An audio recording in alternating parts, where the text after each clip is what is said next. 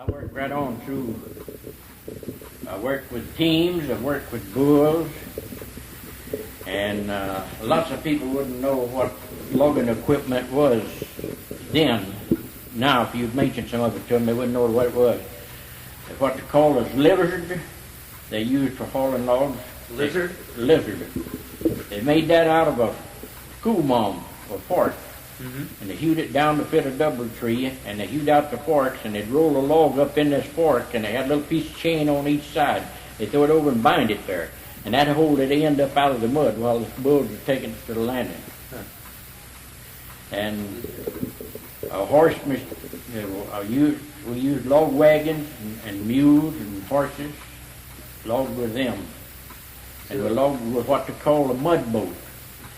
Lots of people now would know what the big slip-turn carts were. They had wheels 14 feet high, and you could take a whole tree into the landing with them. You just cut the whole tree down, cut the top out of it, and you come on and hook your tongs onto it. When your team went ahead, that pulled the boom up, and it latched itself. Well, you got the log up the end of it off the ground. You take it on. Most of the time, they just took it close enough where the skidder could reach them and dropped them there and then bucked them up, and then took them in with the skidder. But they could go over a stump or anything, and when they got ready to take up.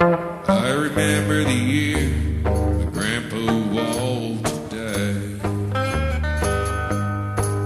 I didn't tell anybody, but I went up to Hills Creek and cried. My papa always told me, son, you got a job to do. Do that job for money, you gotta do that job for you. So get on the end of that choker, you got a lot to learn. Don't worry about the logs on the landing, just be ready for your next turn.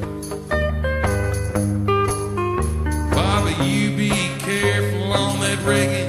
See what I say is true. You can't set those chokers for money, you gotta set those chokers for you. In college I ruled that soccer my grandpa showed for a game. He said I don't know much about it, but I'll enjoy it just the same. Gave Oregon a whipping, he said to me, this game is new.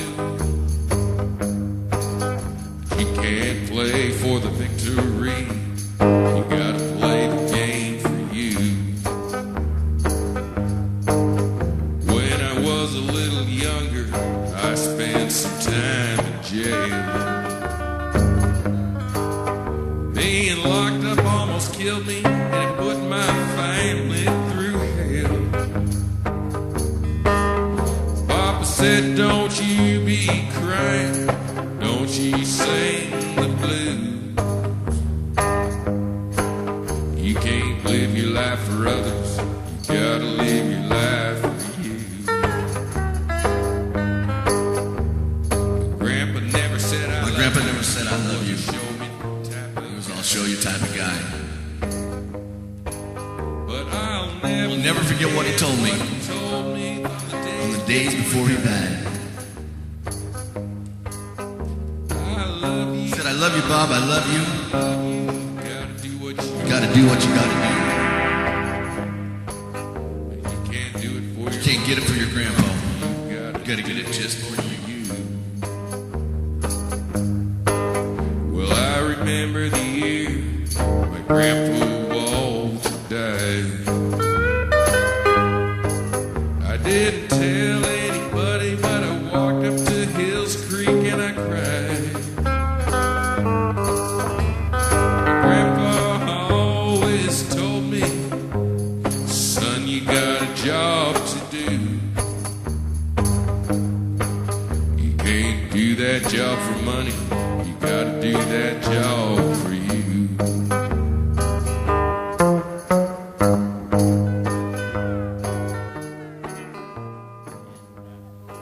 We averaged about 1,000,000 feet a day with 2 machines. That was 10-hour days. So you started as a boy. You started logging right away. When I was carrying water for the grade. I was 13 years old. Huh.